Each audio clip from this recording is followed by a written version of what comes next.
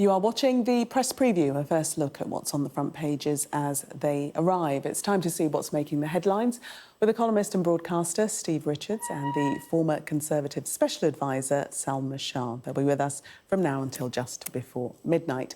So let's see what's on some of those front pages for you now. The Guardian reports on US's plans to build a temporary port on the Gaza shoreline to allow humanitarian aid deliveries.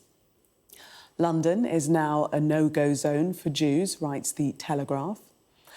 The Eye says both Labour and the Tories are under pressure to reveal where spending cuts will be made before the election. The Financial Times hears that following yesterday's budget, the Chancellor, Jeremy Hunt, is scrapping a £200 million scheme assisting local authorities with social housing. The Express speaks to Kemi Badenoch, who says Brexit has reignited the UK's trade standing in global markets worth billions of pounds. The Daily Mail reports on the military facing a record shortfall between what is expected of it and what the MOD can afford as global threats increase. Doctors will use the NHS app to monitor patients' step counts as part of a government plan to tackle unhealthy lifestyles. That's on the front of the Times. The Metro leads with the testimony of Constance Martin at her trial for the alleged manslaughter of her newborn daughter. The headline, "I did nothing but show my baby love." Red bullish. The Sun focuses on Christian Horner's comments following the suspension of his accuser from the team. And the Star looks at how Costa charges the same amount for a sausage bap as before, despite reducing the amount of meat inside. And a reminder that by scanning the QR code you'll see on screen during the programme, you can check out the front pages of tomorrow's newspapers while you watch us. And we are joined tonight by Steve Richards and Salma Shah. Welcome again to both of you. Let's start with the front page of The Guardian and this remarkable development with President Biden suggesting that he will, there's to be an announcement, we believe, at the State of the Union address tomorrow morning, that there will be a temporary port built along the Gaza shoreline to help get aid, much-needed aid, into Gaza. It's quite an extraordinary move, isn't it, Salma? It's incredible, and when you read the details of the stories, you understand how massive the logistical challenge is, not only because there are obstructions from the Israeli Defence Force for the aid that's going in by trucks, but also the checks that would be required to give the Israeli government comfort that there isn't any kind of contraband that's going to be smuggled in through aid, which has always been the nervousness around Israel's reluctance to let aid pass quickly. David Cameron today was in Germany as Foreign Secretary talking about the fact that actually we do need to get a significant amount of aid in, and as the trucks aren't going to do it, this seems to be the US solution. I will just say, though, he's making this announcement at the State of the Union. The State of the Union is obviously the big set piece for the president in any given year. This is probably going to be a small part of what he does on the international stage because he's got so much to do domestically in an election year for him. Yes, and that point sort of has been made, that it is, as well as a desire to get humanitarian aid into Gaza, there's also the political statement that's being made by the president as well. Yeah, every word, it's like here, every word in an election year is framed with that election in mind. But having said that, it is interesting. The Guardian front page, which you put up, there's a quote from a senior US official, you know, as they are described. "We're not waiting on the Israelis anymore. This is a moment for American leadership." There is a tone of impatience. And if you compare it to the beginning of all of this after October the 7th, where you had to really delve deep for hints of what Americans were thinking privately. You know, Biden said at the beginning, "Don't make the mistakes we did in Iraq." Now, that was quite a coded message. Here they're saying, right, we've had enough, we've waited long enough, we're going to sort out this aid issue. Now, it's going to be complicated, it's not going to be done immediately, it's going to take some time. And some will say not before time, given the hell that Gaza has become. But it is the tonal way this is being presented, I think, is showing more overt impatience with the Israeli government than they have done up until now. But Salma, it's definitely, we've spoken of a change of tone previously. I mean, this is much more than a change of tone, isn't it? Yeah, it's taking active measures, but what's interesting is that it is addressing what is a huge humanitarian concern on the ground in Gaza, and it has been sort of building for a long time in terms of where the Israelis have been saying that they're going to move into, you know, moving into Rafah, for example. You've covered this on this programme, you know, as the news has progressed. And as Steve says, there is that tone of impatience, and the Americans have always been in support of Israel and the Israeli government's actions, and we all know about Israel's right to defend itself. But this has now become a humanitarian crisis of such magnitude that there are lots of people in these domestic audiences that are saying, what is our government going to do about it?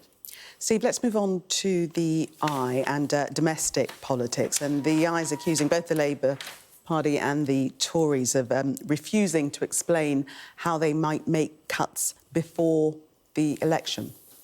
Yeah. So, in a way, the most stark reading of the budget is the projected spending plans after the election, which include, in effect, deep, real-term spending cuts in most government departments. And this is in the context, and we're coming onto a front page of the FT soon, about councils going bankrupt, the NHS in crisis, public services on their knees. And actually, the projected figures, and none of the parties in this crazy pre-election tax and spend debate can be candid, suggest there's going to be further cuts. Now, whoever wins won't be able to implement them all, for sure. But we will not hear much about this or how they will raise money in the build-up to an election where it's all about tax cuts and reform and technology. All, incidentally, can play their part in service delivery. But so can investment. And it's so obvious, and voters recognise that we need it. And those figures suggest real terms cuts in most government departments after the election. Salma, is it any wonder that neither of the parties want to talk about spending cuts before an election? I mean, that's of course a they given. don't. Of course they don't. They don't want to have negative news. But what I find really interesting about budget events and fiscal events is that you've got to be, you know, like some kind of amazing accountant if you're coming to this fresh and it's not your day-to-day life to actually understand what it means. And I think you've got to go through a lot, and that's probably why Steve's here to help explain, you know, what actually governments are thinking. I'm the last one called an accountant.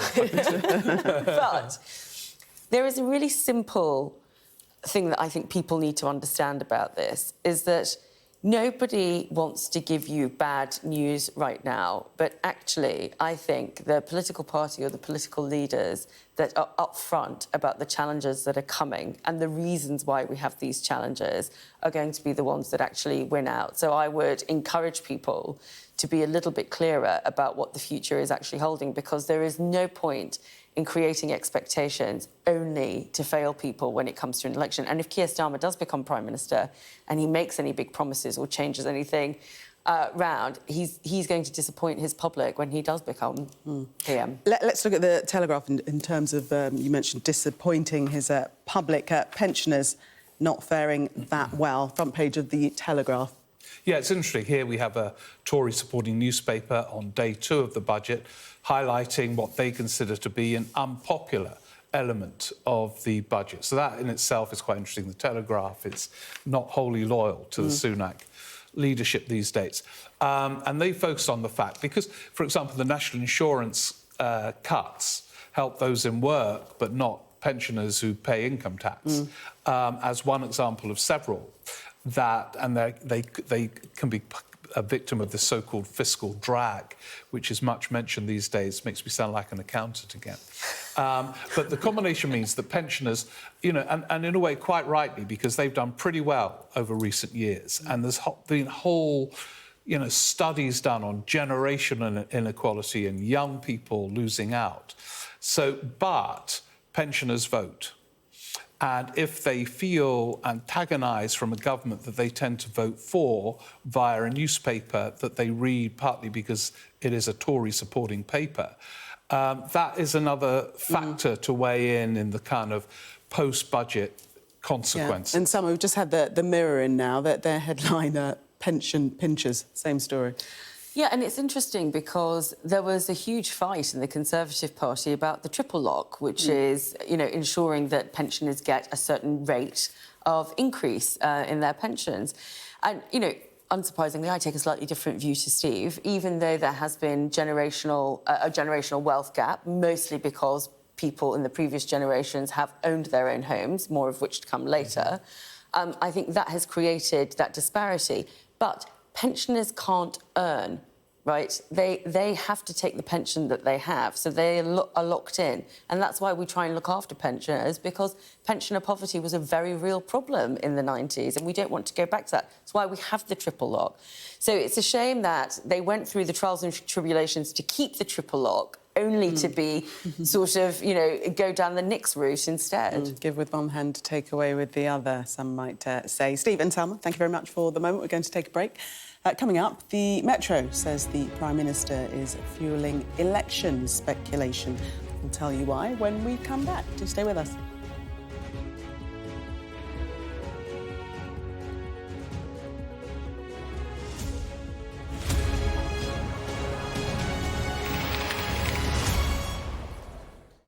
You are watching the press preview, still with me, Steve Richards and Salma Shah. Let's take a look at the Metro, going inside the Metro on page 2.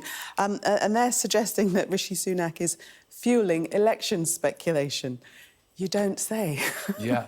Does that mean he was asked about it? He didn't answer it. He's refused to rule out talk that he'll call a general election for May. Right, yeah. Well, you don't do that sort of thing. You just are evasive until you call it. But that he can't help but fuel it. It's going to be one of the running themes all through until he calls it. You know. He did go on the record today and say, I has said that it's going to be sometime in the autumn, and if there were any updates to that, I would let you know, and that has been the case up until now, and therefore nothing has changed. The reason why there's been so much speculation about a May election was the idea that there was going to be this budget. They wanted to get the local elections out of the way and not have to worry about, you know, sort of decimating the local party before they go to the polls. And as everybody keeps saying, you know, they don't want to do it after the summer when you're going to have potentially more small votes. But I still think it's going to be the autumn. Well, everyone was saying that that was not a pre-election budget. Well, so it might have wanted it to be, but it obviously felt quite flat. Yeah, they're going to have another financial statement before the election. And you just don't go to the polls when you're breaking all records for low poll ratings. You just don't do it. You hope that something will turn up, and he won't rule it out until it is ruled out. But and it's quite fun talking about it. Well, I was going to say, it's fun for us. Maybe not for anybody watching. Well, it's nerve-wracking for him, because getting these calls, I mean, especially in this context, you know, I mean, it's not as if it's a glorious choice between do I win in May or win in the autumn. It's how to avoid a slaughter is what a lot of people... So you think he'll hang on for the last possible moment? That could be January of next year. I don't think that. Right. I think the autumn. OK. We heard your prediction here first. Yeah. Call it tomorrow. We will hold you to it. Let's have a look at the Express. And Kemi Badenoch is saying that Brexit is really going very, very well, a great British success. So this is basically the lead-on from the last story, because if what is widely expected, the Conservatives lose the next general election, there is going to be some kind of contest. And this feels a little bit like the first participant of the beauty parade that is going out there to talk about her successes and appealing to what is essentially quite a Conservative voter base, talking about Brexit for those people who voted for it and probably feel like the government didn't do a very good job. But she has been in that beauty parade way before today, yes, though, but I think this is an interesting step up in kind of, I don't know what you'd call it, the swimsuit round. I don't know what it would be, but the sort of political party equivalent. But, you know, there's pages and pages of how wonderful Kemi is, and her pictures with people like Ron DeSantis featured in the Express. But, you know, you can see that there's obviously continuing tension and obviously people wanting to showcase their great talents. Totally overstating the value of the post-Brexit trade deals, which have been worth about, you know, 0.8 of a 0.000%. Well, she's saying hundreds of billions of pounds. Yeah, but it was nothing compared with what Britain was doing when it was in the European Union, and some of them are to the detriment of groups like British farmers and things, completely overstating it. But it's obviously mood music for the Express, which sort of pumps this kind of thing out all the time. But it is interesting when you get an embryonic leadership contest before a general election, which they are theoretically wanting to win under Rishi Sunak. But this is what happens. It's a human vocation, politics, and people are obviously thinking, I might be the leader afterwards, and they It's funny, act though, accordingly. it's history repeating, because I remember when I was a lass, when this happened in Gordon Brown's government, and you had various cabinet ministers standing up, like David Miliband. Remember him? We do remember. They've got to be Salma. very careful, as David Miliband showed. You can play it too hard, Steve. and then don't quite go for... Oh, we're We're going to have finished. to go to the yes. Get on Stephen to a Salma. very dramatic thought. And thank you very much for the moment. We're going to take a look at the weather.